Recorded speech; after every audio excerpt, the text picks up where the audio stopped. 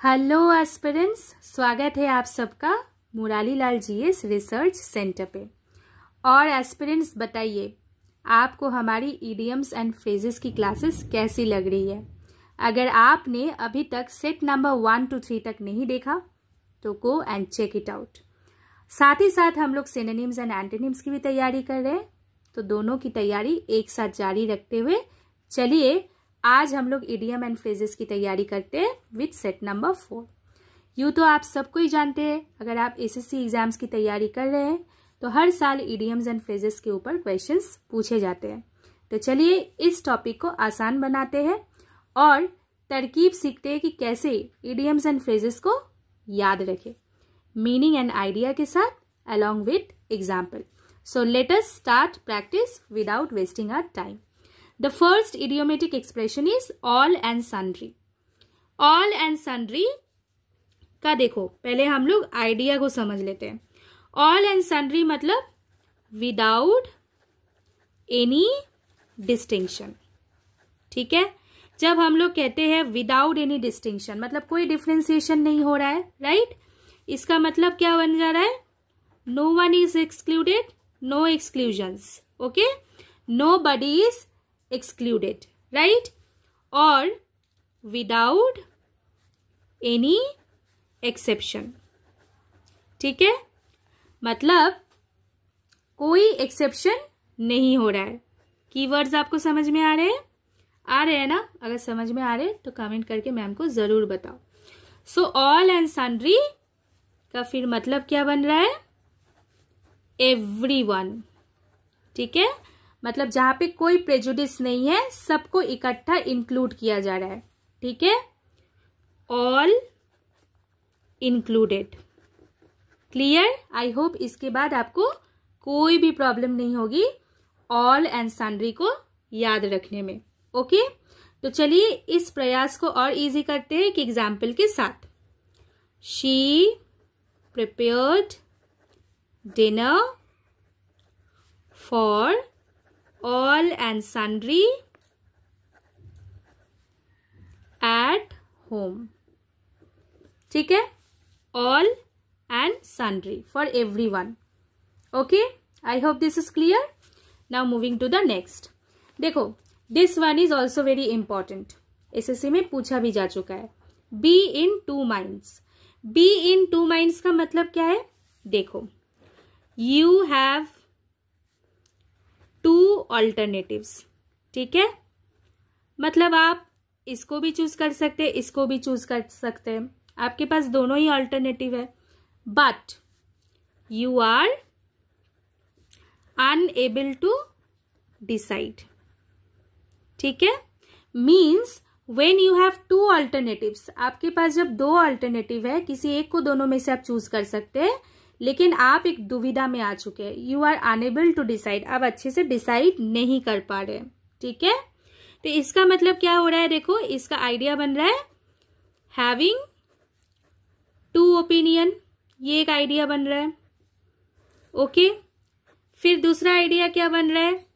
Undecided, आप decide नहीं कर पा रहे हो, राइट। अच्छे से देखो, आइडिया को समझ पाओगे ना तो ऑप्शंस में देखो, अगर आपको दे ही दिया जाए अनडिसाइडेड, राइट, तो आप कंफ्यूजन में नहीं रहोगे, right.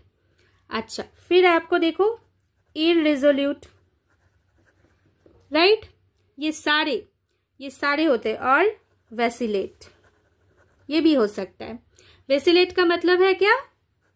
Hesitate in choice of opinion, ठीक है। Hesitate in choice of opinion, तो इसे हम लोग वैसिलेट कहते हैं, ओके। तो बी इन टू माइंड्स का मतलब फिर हम लोगों के लिए क्लियर हो गया, राइट। एक एग्जाम्पल देख लेते हैं। He was in two minds whether to attend the event और नॉट, ओके। देखो, एग्जाम्पल ऐसे हम लोग याद करेंगे ना कि हम लोग कभी भूले नहीं, ठीक है। तो आप जब खुद को अभी दुविधा में पाओ और आपके सामने 2 ऑल्टरनेटिव हो, आप समझ नहीं पा रहे हो किस ऑल्टरनेटिव को चूज करोगे, तब you are in a situation be in 2 minds. Clear? अगर क्लियर हो रही है तो एक लाइक कर देना और साथ ही साथ मैम को कमेंट करके बताना कि क्लियर हो गया। Next, our next idiomatic expression is catch time by the forelock. ठीक है, catch time by the forelock का क्या मतलब है? मान के चलो आपको एक अपॉर्चुनिटी मिला है, ठीक है, तो seize opportunity quickly before it's lost. ठीक है, मतलब अपॉर्चुनिटी आपके हाथ से निकल जाए उसके पहले ग्रैब कर लो। ठीक है, तो that is catch time by the forelock. ठीक है, तो इसका आइडिया क्या है? एक्ट डिसाइसिवली, ओके, और accept opportunity without hesitation. Clear? मतलब आपके माइंड में कोई हेजिटेशन नहीं है और आप अपॉर्चुनिटी को ग्रैब कर ले रहे हो। ठीक है, समय छूटने से पहले अपॉर्चुनिटी को पकड़ लो, ये समझाया जा रहा है। Clear idea? He catches time by forelock and starts working on behalf of the company. Clear? Okay, chalo, moving to the next. Our next idiomatic expression is down to earth.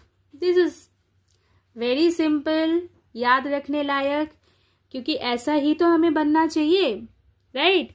Down to अर्थ मतलब जो बहुत practical हो, अच्छे से समझो। Realistic हो मतलब हवाई बातें ना करे या फिर इल्यूजनल लाइफ ना लीड करे, रियलिटी को समझे। एंड सेंसिबल बंदा हो। ठीक है, ऐसा नहीं कि हाँ हम जो बोल रहे हैं सही है, दूजा बाकी पानी कम है, ऐसा नहीं है। ठीक है, आप सेंसिबल हो, सिचुएशन को आप समझते हो, उस हिसाब से आप एक्ट करते हो। आप रियलिस्टिक हो, आप रियलिटी को समझते हो, प्रैक्टिकल अप्रोच है आपका लाइफ की तरफ। ठीक है, वाइल डीलिंग, किसके साथ डील करते वक्त? With people in general. ठीक है, तो ये है आपका लाइफ का अप्रोच अगर आप डाउन टू अर्थ होते हो। ठीक है, तो इसका आइडिया क्या है? आइडिया भी तो समझना जरूरी है। स्ट्रेट फॉरवर्ड, ठीक है, straightforward in dealings. Clear? So चलो एक एग्जाम्पल देख लेते हैं। Be a down to earth person. आपको सुझाव दिया जा रहा है आप ऐसे बनो, तो ये भी एक एग्जाम्पल इसका बन गया। आई होप आप भी बहुत अपने लाइफ को लेके प्रैक्टिकल, रियलिस्टिक एंड सेंसिबल बन के रहोगे।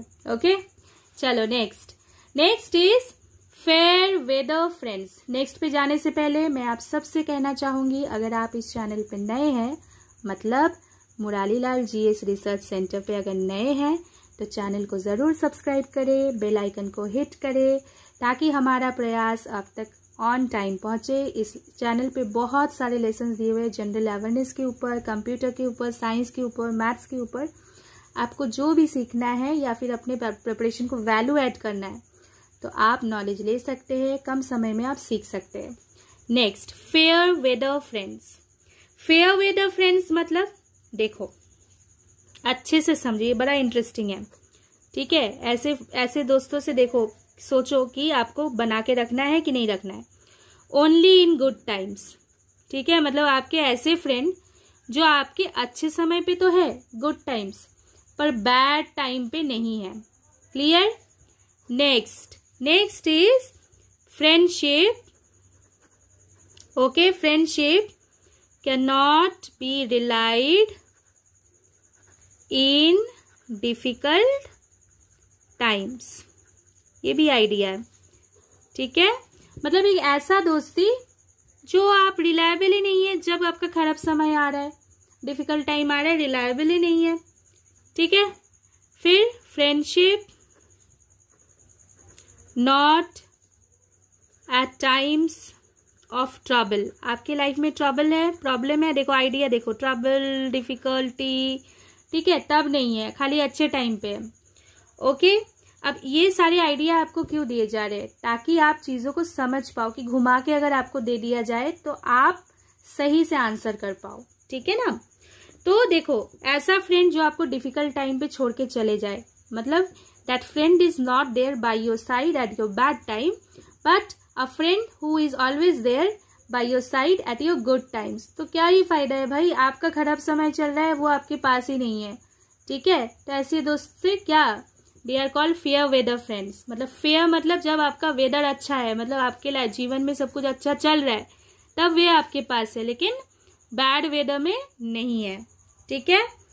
तो देखो, मतलब एक unreliable friendship, unreliable friend in difficult time, ये भी एक आइडिया है। ओके, सो जैसा कि एक एग्जाम्पल मैं बता देती हूँ, I do not need a fair weather friend, ठीक है। चलो next is give me a hand with. Give me a hand with मतलब किसी का आप हाथ मांग रहे हो नहीं, help someone to do a task, ठीक है। मतलब आप किसी को असिस्ट कर रहे हो, ओके, आप किसी को असिस्ट कर रहे हो। और एक आइडिया यहाँ पे बन सकता है शेयर ऑफ वर्क, मतलब काम को आप इकट्ठा करके शेयर कर रहे हो, तो वही होता है give me a hand with, ठीक है। चलो एक एग्जाम्पल देख लेते हैं। Give me a hand with to complete the task today. Okay, give me a hand with to complete the task today. Clear? I hope the idea and meaning is clear to you all, ठीक है। Next, hale and hearty, बहुत interesting word है, अच्छे से समझो। Hello and hearty का क्या मतलब है?